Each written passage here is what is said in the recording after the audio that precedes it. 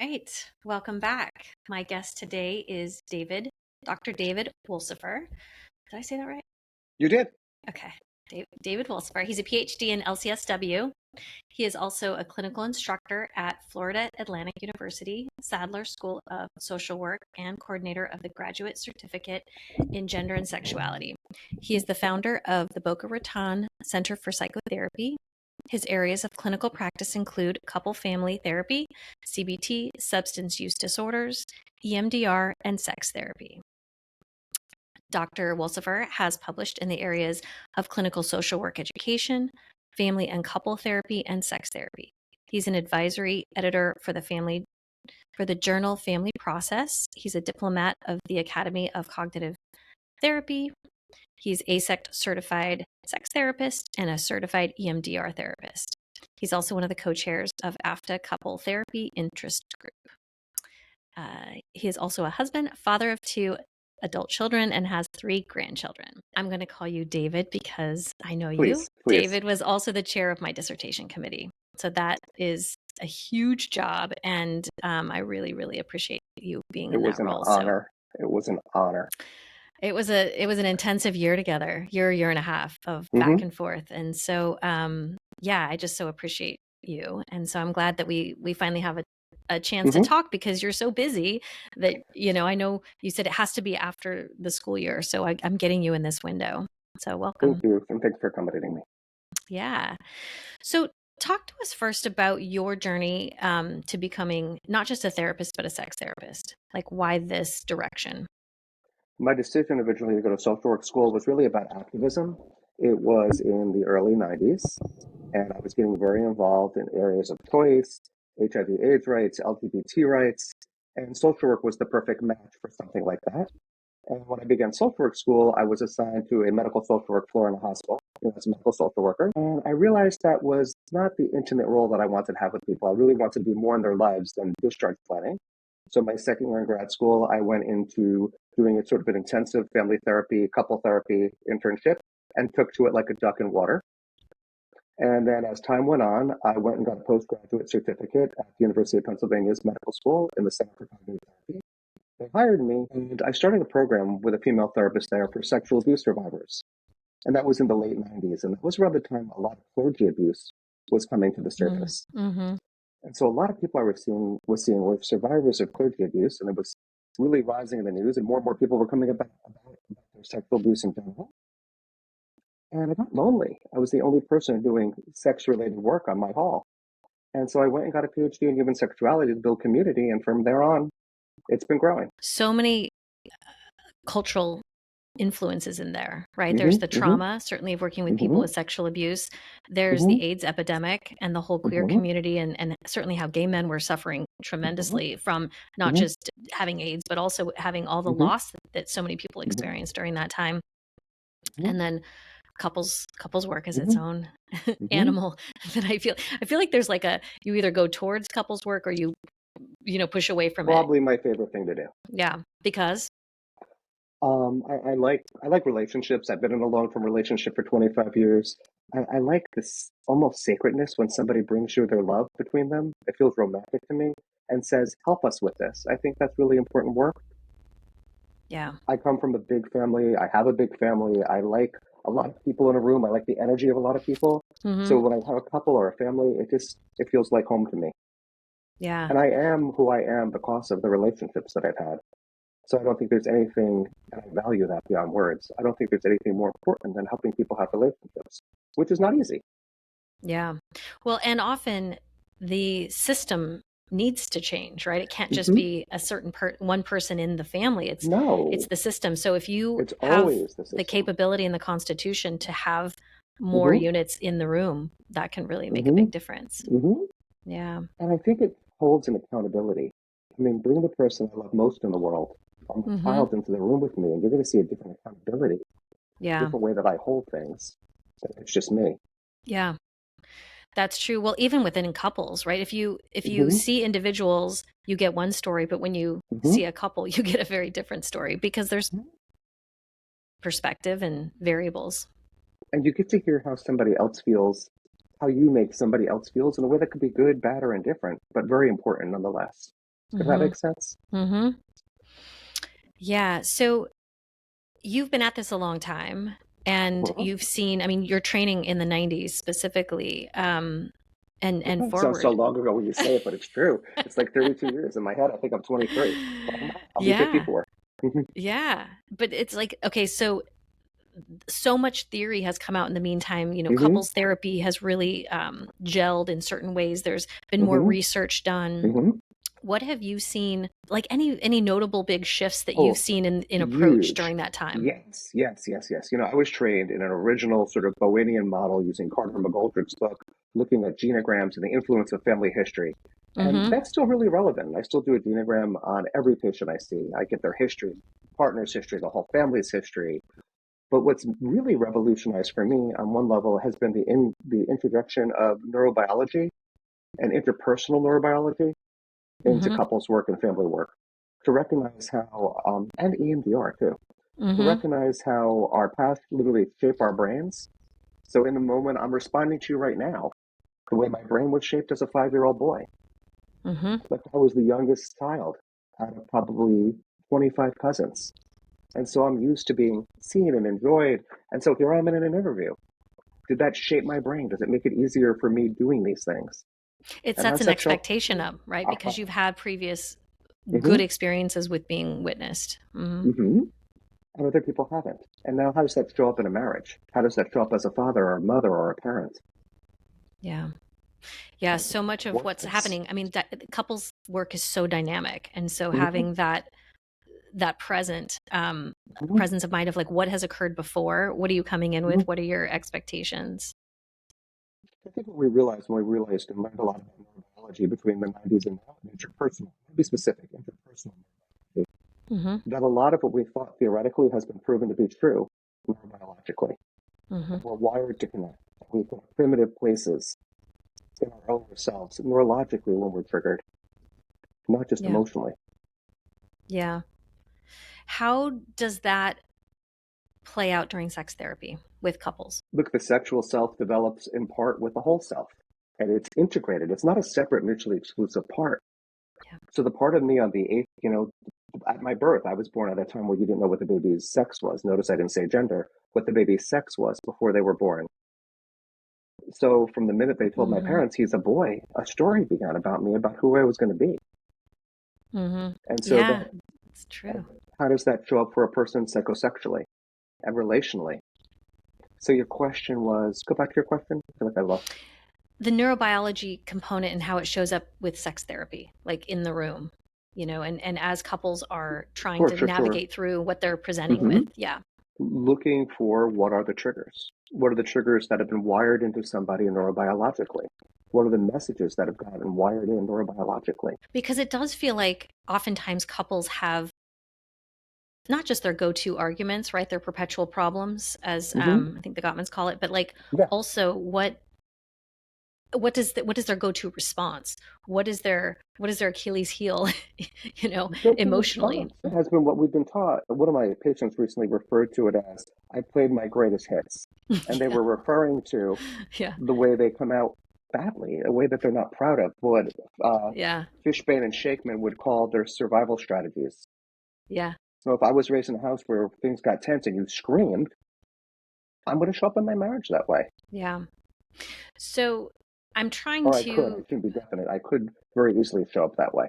right, that would be a familiar Hmm. go-to way of Hmm. of Hmm. of interacting and being Or being if in the my world. role was to shut down because other people were screaming, here I get married and my partner's asking me, or I don't want to say married, forgive me. Here I get into a relationship. I don't want to say Mm-hmm. privileged married couples. Here I get into a relationship. And the next thing I know, I'm shutting down like I did in childhood, and my partner's yelling louder Mm-hmm. because they feel unheard. Am I Yeah. making sense? Yeah. Mm-hmm. Yep. So I'm trying to be more inclusive of men because I so much of my Mm-hmm. content has been for women. So in Mm-hmm. this, I was hoping to also like bring some men's issues forward. Let's do it. Mm-hmm. Um, and specifically, what do you notice about men's hesitancy, if so, in discussing sexuality? Well, I want to nuance that out a little bit because I think an overall view of men, I define men as anybody who sees themselves as a man, Mm-hmm. not Yeah. just people assigned male at birth. So I want to be careful about painting a broad stroke. And I think people show up in very different ways, and gender is only one component of that. Mhm. To go back to your question, there's a myriad of ways I see men show up for sex therapy. And I think it comes out very differently depending on how they perceive the therapist, what we've always called transference. What are they projecting onto the therapist? I find some men who show up anxious to talk with a male therapist. They feel maybe some internalized homophobia or some anxiety. If they're heterosexually identified about talking about sex in front of another man, will they be showed up? I find some people very hurt and lonely and very eager to have a Mhm. safe space to do that. And then in between those two places, either anxious to talk, afraid, or really excited to finally have a space to talk Yeah. because they have not been given the privilege of words. I Yeah. think a lot of men are very, and this is across spectrums of sexual orientation, we're very good about joking about sex. We're good Yes. about telling stories about sex. We're not good about communicating our sexual pain. Because I think that goes with the construct of I never thought about this, what is masculine sexuality? Yeah. It's really interesting to me because I find that, I mean, I'm sort of, people are, when they're calling me, they're already ready to Mm-hmm, do this work, or more or mm-hmm, less, right? They're opting in, they're mm-hmm, self-selecting. And both individuals and couples that are mm-hmm, male focused. But when I try to get them to participate in group work, because there were mm-hmm, several couples that were expressing interest, when it comes time mm-hmm. for group work, the guys are like, Is that and I don't, heterosexual and gay men too, or? they were all heterosexual in Mm-hmm, this example. mm-hmm, And I was wondering, because they're fine talking about it when it's just me with their partner, but mm-hmm. it changes. And I was like, is it because I'm female? Is it because there's other men in the room? Is it Probably yes because, and yes. And yeah, yeah, I think, um, like yeah, I said, we're not taught to talk about our pain. hmm We all know classic locker room talk about our conquests, and that's a hmm very pejorative word, especially if you think about issues of consent. Think about how vile that word conquest is yeah, in today's age when we're able to now verbalize how important consents are for people. But people are able to talk about brag about experiences, but how often do I remember, I never remember anybody in high school or my years growing up talking about men, that is, sexual discomfort, anxiety, pain. yeah. EMDR has also really transformed my practice Mm-hmm, because mm-hmm, that feels like a tool that I use so frequently to mm-hmm, address mm-hmm, um, big T and little t. Like, and with mm-hmm, men, a lot of times it's the anxiety or the early humiliation of negative mm-hmm, sexual experiences that they've had. mm-hmm. And the message that they get, are they big enough? Are they handsome enough? Are they wealthy enough? Hmm. I work in a community where wealth is equated to masculinity too, Yeah. and success, professional And they carry success. all of that, right? Because the bedroom is Mm-hmm, sort of a microcosm of mm-hmm, their bigger mm-hmm, life and psyche. mm-hmm. Yeah. In preparing for this interview, I asked David, and this was, gosh, probably 8 months ago, what should I, how should I read? Mm-hmm. What should I read? What should I prepare? And he said, read the penis book, which I did. Um, So and we're that is a going. great, The other one, yeah, I know the new one that just came out. Yeah, it's yeah, good. it's a good read. It just is a good kind of pass about so many of the Mm-hmm, issues mm-hmm, that tend mm-hmm, to affect men. So I guess I want to talk about, get a little more specific about presenting issues that come in for men, mm-hmm, mm-hmm, typically that are related to sex mm-hmm. therapy. So what do you see? One of the biggest things I see Mm, show up for couples, in particular heterosexual couples, is a sexual desire discrepancy. mhm. There's an old joke, it's a Woody Allen joke, that the therapist asks the couple, how often do you have sex? And he says, hardly ever, 3 times a week. And she says, all the time, 3 times a week. And Right. it sounds cliche, but there's a big discrepancy. And what I found over my career with men is men have been taught to ask for women for sex. They've been socialized that that is completely acceptable to do and Hmm. quite masculine. They have not been taught how to ask women for physical intimacy. Like, could you hold me? I've had a bad day. Can we just snuggle? Those things aren't seen as masculine, and men don't, I think, often have the language, and that includes gay men and straight men. They Hmm. often don't Yeah. have the language for the softer sides. Even that language is pejorative. Let me rewind that language. They don't have the language for the spectrum of what could be physical Hmm. connectedness beyond sex. Well, and oftentimes they're asking for sex, but really Mhm. under that coded is that I Yes, want closeness. I want, I want yeah, closeness. I want my Mm-hmm. nervous system reset. I want, I want my, yeah. And Mm-hmm. isn't that what we learned so much? I Yeah. was just, the other night I was on a plane, I was listening to Susan Johnson's work from the book Mm-hmm. Hold Me Tight. Mm-hmm. And she was talking about how we look for our partners to soothe us. Yeah. And there's a lot of literature about that, that Mm-hmm. it's a proximity seeking. And there's Mm-hmm. not the way to say, I've had a rough day, I need to be close to you, but it's okay to ask you for sex. Mm-hmm. Well, It's okay. there's remember this chart actually from my dissertation that was talking about reasons for having sex, and I some remember your you chart know too. it's emotional, sometimes it's Hmm. physical, sometimes it's Hmm. relational, and sometimes Hmm. it's all of them or pulling from multiple categories. So yeah, sex isn't just about sex. Um, okay, so or mismatched desire would be one The desire presenting issue. discrepancies. Mm-hmm. Another one I see show up still is the changes that happen to us as we age. Mm-hmm. When desire changes, when life gets in the way, the impact of the birth of a child, Mm-hmm. changes in our partners, and how to now Yeah, personalize that. and people are often comparing their functioning to their previous functioning, right? All the time. I want my 18-year-old body back. Yeah. You know, I'm Yeah. hearing it all the time. And I want Is my that 18-year-old sex drive back. It was so easy. that was part of it. It was so easy. Even if it only lasted 30 seconds, it was so easy. Right. And Right. there's an energy people felt then that may change as you age. It might not, but it Mm-hmm. definitely changes on some level, I think. And people mourn Yeah. that and they expect it of themselves. And I think sometimes what people watch on TV or on pornography can make us think that that's how I should be. Yeah. And I'm not degrading. Pornography is fine for people, but I don't want them to feel like, I don't want people to compare themselves. Mm-hmm. That was one of my questions actually is how have you seen porn? Because the rise of porn, right? Not just Hmm. magazines. Back in the 80s Oh and my 90s, God. it was magazines. Now there's so much access. How do you see that affecting the men that you work with and their sexuality? I see it come up in couples sometimes. Because I think for a lot of couples, heterosexual couples in particular, they've never talked about what monogamy is and what feels like a monogamy injury. Mm-hmm. They sort of have this understanding that if I sleep with another person, I've broken our monogamy bond. But what I find is a lot of times a partner, particularly and usually a wife, will find a husband's been looking at a lot of pornography, or I don't even want to say a lot, a certain amount or a certain genre, and she'll feel a sense of relationship injury. And I see that show up and it causes a split, you know? Because, like, why does she see that as I think injury? she sees it as an injury because she's had a belief that monogamy is between you and I and that violates it on some level. There's a feeling of betrayal. Mm-hmm. I don't know if most women probably wouldn't call it an affair, but definitely a feeling of betrayal. Then he's left with the guilt and shame, thinking, I wasn't intending to betray you. It's just films, it's just pictures. But then they're Mm-hmm. at a conflict, and that conflict will block their intimacy. Well, and it's interesting because some partners don't seem to care about watching porn. It's like, okay, great, like that'll satisfy you a couple nights a week, Yeah. or it's just a side Mm-hmm. thing and I don't care.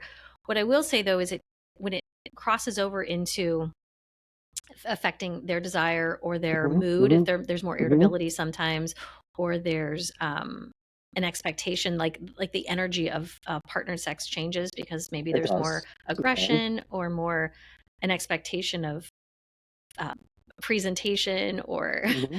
Yeah, I want you to be like the film. speed. Mm-hmm. Mm-hmm. Or I don't show up to you anymore. Mm-hmm. You've left me with these films, and I've stayed there. Yeah. There's another part too that we're not talking about. Things like, am I allowed to say companies' names or no? Mm-hmm. The Yeah. live things like the OnlyFans, the ways where you could possibly meet a live person. It's one thing to see people in a film or a picture, Yeah. but there are ways where people can go and meet another person, and I find that can be really triggering for couples. Yeah. You looked at someone, but now you can talk to somebody. Yeah. That starts to again. Where's the line Hmm. for you two? And And it, if you're talking to somebody, if you're giving direction to somebody, if you're having interaction, or I actually hmm had a couple where the husband asked if he could use AI for support, and she said because he didn't have any friends, and she said sure. But then he got himself an AI girlfriend and basically never trained even her, thought of it. which is kind of creative, right? I but never even thought of it. Yeah. I know. But then he trained her to only be positive and to be kind of like sex talk with him a little bit. And the wife Modern day was not Stepford wife, right? yeah, not Hmm. okay with it. It was Hmm. like that is not Yeah. what I meant. So it's a changing recalibration. Yeah. We get back to neurobiology. When we feel a threat to our attachment, we respond with our primitive amygdalas, we respond with our fight or flights. So that Hmm. attachment can be another person, that attachment can be another object, be it AI, Mm-hmm. pornography. Yep. So it can go either way. The brain is still responding. Oh, yes, I'm only looking at movies, but the brain of the partner might still be responding as though you have violated me. And that's a really important part about normality that I actually never thought of our conversation. That would make a really good article Yeah. about the more biological response to those things. The other issue that I've seen tend to come in is around erectile dysfunction It's true, a lot. with a whole bunch of Mm-hmm, different reasons. mm-hmm, So can you talk a little bit about sort of psychologically how that, mm-hmm, regardless of the reason, the causation, how mm-hmm. that affects men? We talk about how it affects men, but talk about how it affects couples too. Mm-hmm. I think some men have approached I started my career before Viagra existed. Mm-hmm. I remember I was working in a home care agency with an elderly man who, his words, I lost my nature. Mm. And the urologist gave him these strips that he had to measure nighttime erections with. And I did some cognitive therapy with him. I don't know what came of it, if it worked out for him, but that's all we had then. What I find is, there's a loss. There's a loss of something you used to have. What Pauline Boss refers to as ambiguous loss is the absence of presence. You had a sexuality and a sexual response that you could depend on. Mm-hmm. That relates very, very closely probably to your male identity. And now Mm-hmm. it's gone or at least compromised. And some people can very easily accept that and say, okay, so I'll take some medication. Some people take medication, I think, before they need it because they think it enhances and get Yes. themselves hurt and might want to follow a physician's orders a little closely. Back to your question, it can impact partners too. I've heard women say to men in couple sessions, don't tell me if you've taken a Viagra or Cialis, it'll make me feel bad. Mm. So the idea that my Interesting. Yeah. attractability influences your erectile function, that there's a Yeah. personal injury in somebody taking those things. And look, Well, and as it body, gets tricky because mm-hmm, sometimes I hear it's like that the signaling of the pill, because there is a gap in terms of when you take it mm-hmm, and when it, so then mm-hmm, it's like, heads up, this is happening, or mm-hmm. is it not happening? So there's this whole negotiation Should I take one? before. Are they Right. expensive? Does my Right. insurance policy cover them? That's Right. why I think that if people can afford it or if their policies cover it, the stuff you take every day allows for spontaneity. Mm-hmm. Look, anytime we lose a function of our bodies that we've depended on previously, Yeah. I think there's an emotional component, and that ranges subjectively amongst the population. Yeah. Well, and the culture, I think, has shifted with Viagra, Cialis, some of these ones that allow this to Mm-hmm. happen. And I see, as men age, they're more likely Mm-hmm. to start having some issues, Sure. 40, 50, 50 plus, right? They're going to start Mm-hmm. Mm-hmm. having different Mm-hmm. functioning. And are they willing to go and talk to their doctor about it? Are they willing to actually be You bring really up a huge forthcoming? point, though. Now let's flip the script. Are physicians trained to look for things that might not be related to physiological erectile dysfunction, but other issues that can cause sexual dysfunction, like Yeah. relationship problems? That's what I see all the time. Mm-hmm. There's a conflict Right. between the couple, and I think, all right, I'll just get some Viagra and it'll help it, and I take it, and it doesn't work. It doesn't work because we're not getting along, and my body's responding to our Yeah. relationship. But my And primary sometimes didn't. it'll work, but then if there's relational issues or if there's psychological issues, eventually they're Mm-hmm, gonna mm-hmm, they're gonna mm-hmm. override it, and you're back to They're going to square one. override it. Yeah. I wonder how many times people are asking before they prescribe it, have you had sexual trauma? Have Mm-hmm. you gotten help for sexual trauma? I've seen a number of people who have Yeah. been on it, and then once we start getting into their past, there's significant traumas, big T and little t. Yeah. Um, Also, the book that I read that you suggested Mm-hmm, outlines sort of first line, second line, third line. mm-hmm, First line being pills, which definitely mm-hmm, works for a lot of men and helps um, mm-hmm, by increasing blood flow and that type of thing. mm-hmm, The second line is more. Do you know what I'm talking about when they refer mm-hmm. to that language? Okay, so do you want to go ahead and talk about kind of second line? With like Second line was the therapist, right? it's the yeah. So it's like the vacuum, the injections, the Mm-hmm, suppositories, mm-hmm. that type of thing. The injections that the urologist can prescribe to help Mm-hmm. you get those. It's when the pills aren't working, Mm-hmm. and Well, it's a little more invasive. and the vacuum is not so much, but I think there's a little bit of hesitancy, kind of jumping over that part. But it works, and it is Mm-hmm, a solution. And I mm-hmm. know some men are just like, okay, tell me what works, right? It's medicine. It's intervention that helps physically. Particularly in our culture here, if I can make a broad generalization, people look for fixes. Can Mm-hmm. I take a pill for that? And if the answer is yes, people are often quite happy. Mm-hmm. or give me Yeah, the vacuum for I that, or the will say needle if that the pills don't work. the gay men that I see are much more open to the solutions. They don't seem as guarded Hmm. in Hmm. their masculinity of I'm Hmm. going to try this or not try this, or they're just like practical, like let's get this figured out. I want to have sex. I think the experience of coming out and the Mm, experience of connecting with a queer identity also hmm makes you probably on some level, and again, broad generalization, on some level a hmm little more comfortable talking about penile health. And to your point, is the physician knowledgeable and prepared to talk about it, to talk about health, Perhaps I can penal share a health? story about Yeah. that personally. I'd be glad to share. Yeah, please. I remember going to a physician once, who I no longer go to, and I said to him, I was in my early 40s, I said, "You didn't check me for testicular cancer." He said, "You're too old." And I said, "Well, you didn't check me for prostate." He said, "You're too young." And Mm, then at one point said, "Stop asking so many questions." And I think a lot of people, we need to do a better yeah. job of teaching sexual medicine. I think a lot of providers, Yeah. I know a patient of mine went to a dermatologist and she's checking his skin. And at one point she goes, "Well, I'm not going to check your genitals, but if you have a problem, let me know." And he said, "Well, you know what? I can't see them and I'm not trained to see them." And Right. he felt shamed. He felt Right. shamed. He This felt as is part though, of the whole body. yeah, yeah, he felt very shamed in getting health care. That was hardly sexual. It was a skin exam. hmm But notice how his That is genitals were so treated. interesting. Actually, that's true. I think there's a cursory pass when I've gone to the dermatologist. Hmm. She'll like kind of flip up my underwear real quick and look, but like there's not like that's expected to be done by the gynecologist, Hmm. which is also not their specialty, That's but not, kind they're not of like experts in they're in that skin. There's other things zone. they do well. hmm Yeah. And It's notice like, how you even your languaging, they flipped it up real quick. And hmm what does that tell us about our bodies? hmm yeah.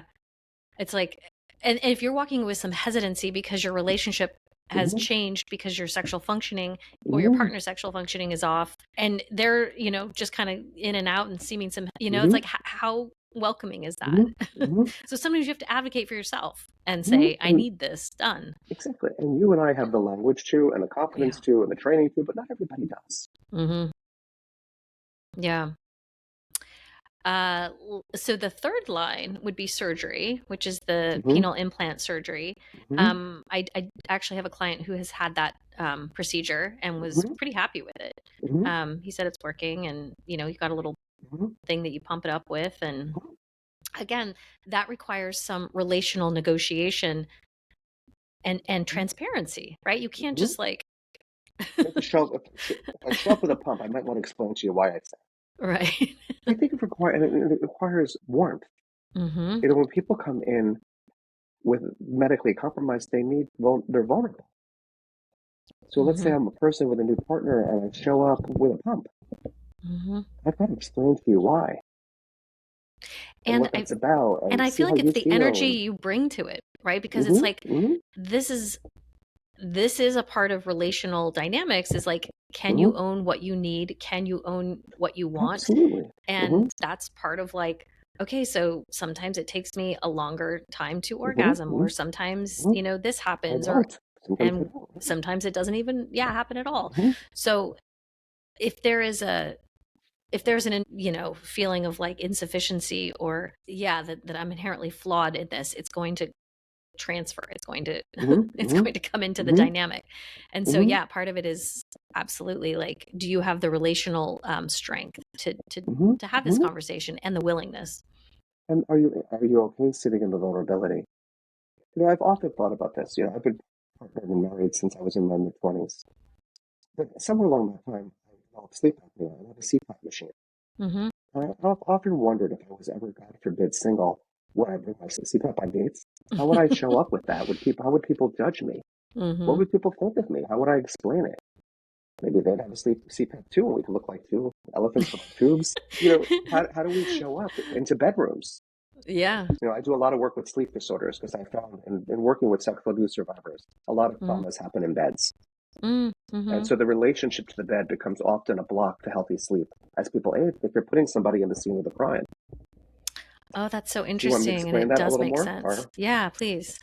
so if I was molested, if I was that patient who was molested in my bed every night by a perpetrator, and now I'm in my 30s and I'm going to bed and I can't stay in this bed. It's triggering me. It's upsetting me. The feeling of the sheet on me is really getting to me. So I'm sleeping on the floor. Well, my wife can't understand. Why are you on the floor? What's going on with you? Or why can't you be in bed with me? Now we have a relational conflict, right? Mm-hmm. I'm having a trauma reaction to the scene of the crime, the bed. Mm-hmm. So I found a lot of people have reactions and traumas that will come up in sleep, not only in their sleep, the ability to sleep, but in their sleep hygiene. What Mm-hmm. does going to bed mean for you? Right, because there's also largely unconscious avoidance, maybe to Hmm. also being unprotected, to Absolutely. giving Hmm. yourself Hmm. over to sleep leaves you vulnerable. Leaves you completely vulnerable. Yeah.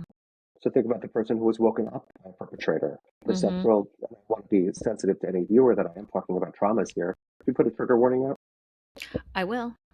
yeah, Yeah. just so that people are aware that to the person who was woken up by a perpetrator in their bed and Mm-hmm. didn't know when they were coming. Yeah. Yeah. That makes a lot of sense. I've definitely seen, I mean, I see a lot of people with sleep disturbance anyway, but the correlative there with, previous um, Sexual traumas and sexual bed relation. I traumas. always look at the Hmm. relationship to the bed. Hmm. Yeah. Let's shift over to myths Yeah. around men's sexual health, because I'm sure there are plenty. And I see this, I work with a lot of teenage boys. I see this emerging from them a lot because these myths are being passed Hmm. down to them, Yeah. and their lack of experience makes them accept them as truths. So give me some examples. So I saw a teenage boy once and he said to me, I have a problem. I said, what? He said, I don't look like the guys in those films. And I said, what do you mean? He's like, well, I've never been with a girl, but one day I might be, and she's going to be really disappointed because I can talk openly sexually here, right? On this Hmm. podcast. Yep. He said, my dick doesn't, it's not as big as those guys in those films. And I had to explain to him, that's Yeah. why they got those jobs, and that's not what most people Right. look like. And I don't think Yeah. most women are expecting that. And if they are, then maybe you could talk to them about this is what you've got, and there's a lot of ways for you to be loving and connecting and Hmm. sexual. But for him, it created a false reality based on Yeah, what he and had I don't think seen. it's just him. I think it's a lot of men, Oh, it's not just right? that one guy. Feeling No. like that they don't Look, measure up. we've talked about how advertising in general has done that. How has the media Hmm. affect body images for everybody? Originally, we had that conversation about women, but now it involves men. When I'm online at the store, I always see right above the chocolate where I can get a washboard stomach if I Hmm. buy this magazine, right? Hmm. If only So it were how that has, easy. yeah, body discrimination impacted people and body shaming? And that Hmm. includes sexual body shaming. Yeah. Yeah. So definitely there's misinformation about size.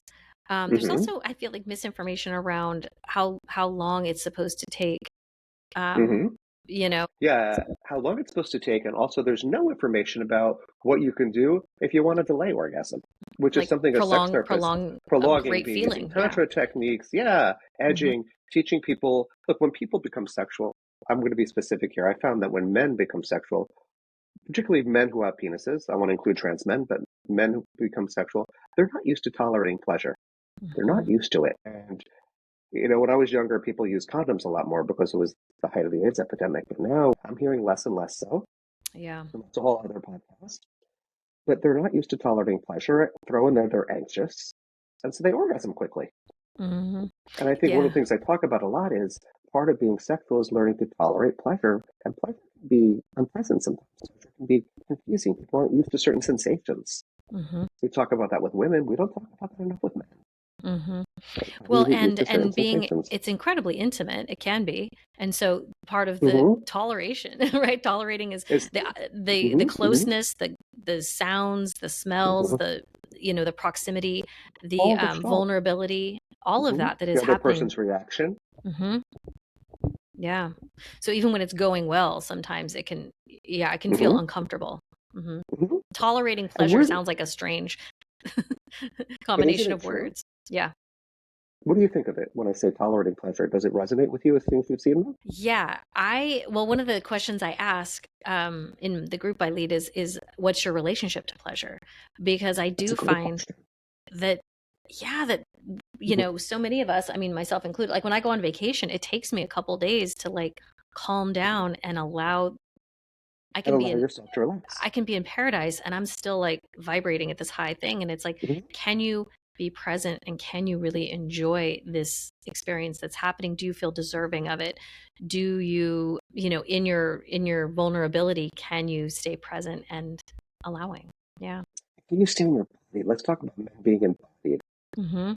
You know, I'm thinking of myself growing up. There are conversations my parents, my father in particular, never had with me because you don't have them with male-identified children. What conversation should be happening? So I think we should talk more about what to expect from bodies. Mm-hmm.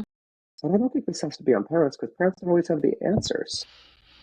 But I Mm-hmm. wish we could provide more education about what people could, more venues for people to talk about what to expect as bodies change, what to expect to connect us to our bodies. Mm-hmm. And I think a lot of times as men, we're out of touch with our bodies. We know when something doesn't feel good, we know if we're sick. But we've also been taught sometimes too to just move on. I remember I got hit with a baseball in my wrist. I was playing in the yard with my father, and the baseball slammed in my wrist. My father was an absolutely wonderful man. But I remember he said to me, I started to cry, and he said, no, no, take it off. Take it off. And I said, Yeah. okay. And I learned at that point that it wasn't masculine to acknowledge my pain. Mm-hmm. And I think that's very universal. I don't think that was unique to me at all. Yeah. I think he meant very, very well. I think he meant very well telling me that. But I don't think it served me well. And I don't think it serves us well as men to always shake off our pain. And in these moments when you're trying to sort yourself out sexually, that all Mm-hmm. comes back, right? It's like, I don't know what I'm doing and I don't know Mm-hmm. how to tell you, or I feel some fear, or I feel, Mm-hmm. whatever it is I feel. And how do Mm-hmm. I communicate that and still Mm-hmm. feel whole? And what else is, think of your EMDR training, what else does that tap into? Mm-hmm. So I don't feel good enough sexually. Does that tap into a bigger, I am not, excuse me, I'm not good enough. And then I become sexually avoidant in general Mm-hmm. of my Yeah. partner. Yeah. It's so interesting unraveling where these messages came from. And when people Mm-hmm. come in for sex therapy, Mm-hmm. it wasn't like something Mm-hmm. just happened overnight. This has been building and it's No. presenting. Maybe the Mm-hmm. symptomatic presentation is new, but often it's Mm-hmm. psychologically related to something Mm-hmm. Mm-hmm. historical for And quite some often your time. biology of youth got you through it enough. Yeah, that's true. So something happened to me, let's say at 15 or 14, but Yeah. my hormones in my young body got me through it. And then at 45, Yeah. things started changing where I had to look in my relationship. I was single, let's say, when I was 20, 25, 30. But now how I'm showing up to another person Mm-hmm. needs to be examined because I'm bringing old stuff into this relationship that they're not responsible for. And talk about too, because there's a lot of curiosity around testosterone and if Mm-hmm. men need that as they age, Mm-hmm. um, supplementally, Mm-hmm. and how that factors in to their relationship, Mm-hmm. sexual. I'll preface this by saying I'm a PhD, not an MD, so I don't Mm-hmm. feel Sure. qualified in really Okay. talking about who should or who shouldn't be taking testosterone. What I will say is that the community that I'm in, I find a lot of people end up on it because A, I hear it makes you feel good, Mm-hmm. It helps and with mood B, and energy. Mm-hmm. you feel better. But is that always a good thing? I'm not Right. qualified to say. I think it's been marketed as a golden seal, it's got this Mm-hmm. benefit. So I'll defer to endocrinologists and physicians as to medically whether or not people need it. But I also think, and sometimes I know people really do. I know I'm working with somebody who has zero testosterone, he needs what he needs. I think what's really important for us as therapists is to collaborate with physicians and nurse practitioners and see when people need it and are there psychosocial solutions we should look at too. Mm-hmm. Yeah, and Am I answering your question? mhm. Because there isn't one answer, right? This is There a isn't one answer. I feel like this is a discussion because as sex Mm-hmm. therapists, we're sitting in this chair Mm-hmm. without, there isn't a pill we give. This is a No. relational discussion that we often have Mm-hmm. about, is this right for you? Do you need some rehearsal talking to your physician about it? What are your That's a great point. hesitations in bringing Mm-hmm. it up? That's where we're going to Mm-hmm. be Mm-hmm. helpful. Yeah. And then also just looking at sex throughout the life cycle. I don't know if you've read Mm-hmm. Magnificent Sex. Peggy Kleinplatz has a book out that is for couples that have been together. I think it's at least 10 years and they're all I over read her 60. article about it. I use it in class. There's It's a worth chapter in the reading book too. for folks that have been together Mm-hmm. longer. Anything in particular you notice relationally about couples who are in longer term relationships and say at least 10 to 15 years and who are older, say 50 plus? Quality of the relationship outside of the bedroom often shows up inside of the bedroom. Mm-hmm. Okay. So if they've moved apart, they're often moving apart sexually. Mm-hmm. I think one of the things that's important is, are they showing up for each other in the kitchen? And this sounds so cliche. Are they showing up in the bedroom? Mm-hmm. So if we built our lives so separately, we're not showing up for each other physically in the same way. Has that Yeah. pulled us apart? Am I hitting your point? Mm-hmm. Yeah. I mean, I also will Also, say and are we expecting that our sex life will stay the same as it always was? Mhm. As Yeah, we because as build they're open aging to it. together, they're Hmm. witnessing each other's changes. Hmm. They're Hmm. having, Hmm. now this is not for people who are dating, right? Who are just newly knowing each other and dating, but for couples who have been together a longer time period, they have seen the shifts happen in themselves and the Hmm. other, and there is a relationship that is bigger and Hmm. valued. And so there's also oftentimes more warmth and Hmm. flexibility Hmm. in the bedroom to Sure. have different types of functioning or requests even made, Hmm. for Well, you brought this up earlier, and it's so important that I think for good sex between loving partners, hmm and I'm not invalidating people who are just having sex for sex sakes with other consenting adults, is the ability to be vulnerable.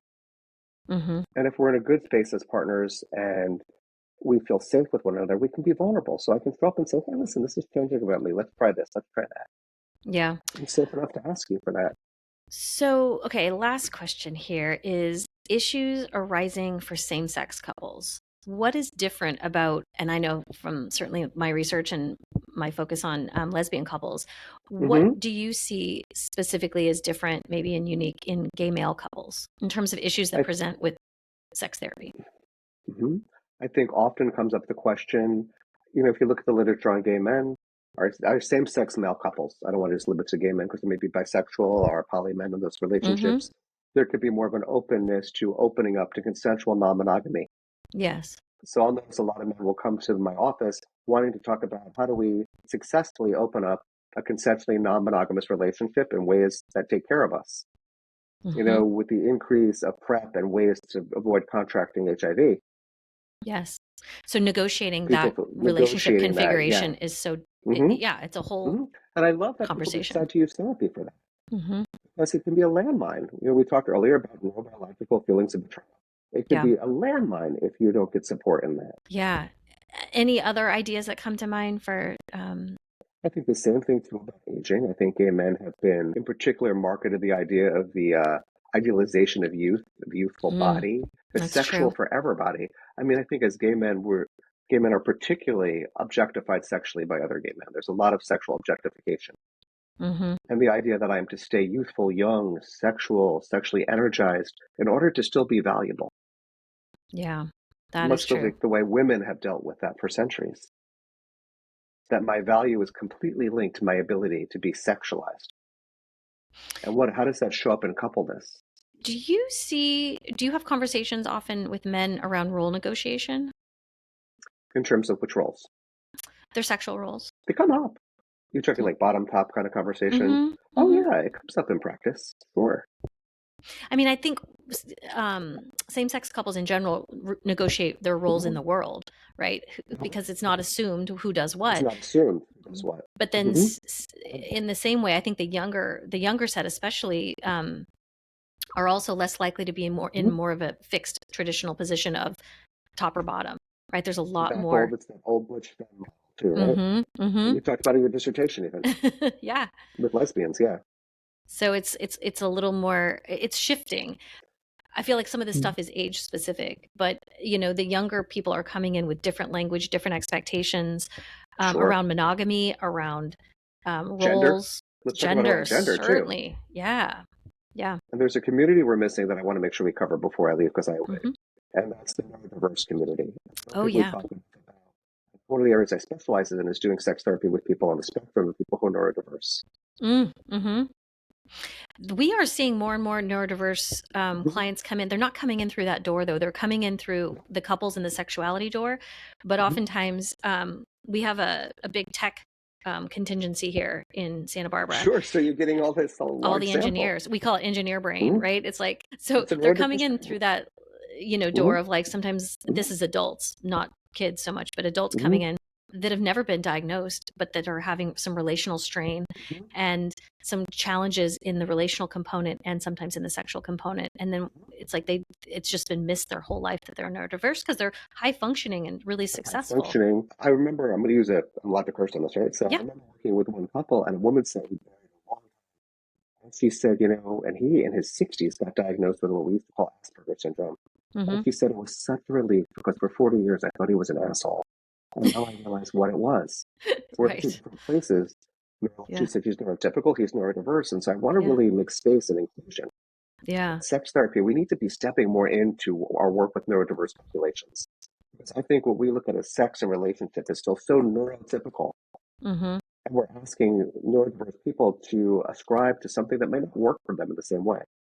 So talk a little bit about how that might show up in the room. Like how does their neurodiversity impact their approach to sexuality? So I have to say, from the autistic community, if you've met one person with autism, you've met one person with autism. So again, I'm going to be cautious against wide sweeps. Mm-hmm. I've seen it show up with people who sometimes have trouble with sensory issues. Mm-hmm. You want to touch me. Well, I'm not really into being touched. Mm-hmm. I can have the mechanics of what we would call sexual intercourse. I quite want to be hugged, and I definitely don't want to be under a tight blanket. Definitely don't want you on me. Mm-hmm. And so we're going to have to, but to you, if you're neurotypical, that may feel like rejection. Right. So understanding the frame and being able to name it so that you can work with it in the partnership. Name it is beautiful. Yeah. And if I've hurt you by saying, I can't cuddle afterwards, making sure that I attune to what you felt, as well as my neurodiverse needs. Looking at how does neurodiversity show up in a couple's partnership and sexually. Yeah, that is a whole other that would be a whole podcast. And I think I would love to have that conversation with you at a future date, I because would love to have it with you. It is literally coming up a lot. I've got one person that works for me that focuses on that, and it's skyrocketing, right? Because a lot of people are starting to recognize. If I decide to leave Florida, and I'll be a second. Yeah, neurodiversity is everywhere, and it's really important to understand it. So thank you for bringing that up. And I want to say that as somebody who is not neurodiverse, I want to speak for a community of Yeah. As somebody who's a servant of the community, I want to speak to. Yeah. Well, thank you. I think it's always important to kind of as these things are showing up, and certainly showing up in the room, that we talk about them, because I think it's really helpful for people to feel identified. And as they're listening to this, they're like, wait, what does that mean? Maybe this is my partner. I'm going to do a little more research and jump in. So, yeah. And that could help somebody feel better. Like that woman said, I thought he was an asshole, and now I realize, no, his brain's just wired different than mine. Right. Yeah, I agree. All right. So if you want to reach Dr. David, he is at drdavidw.com. And I encourage you to reach out. So thanks so much. You can't email me through that. Should I give an email, or you'll list? Yeah, you can. So your email is Dr. Wohlsifer, WOHLSIFER @gmail.com. Yep. Yeah. All right. Well, thank you so much, David. I really appreciate it. Thank you, Dr. Kennedy. I get to call you that because that would be good.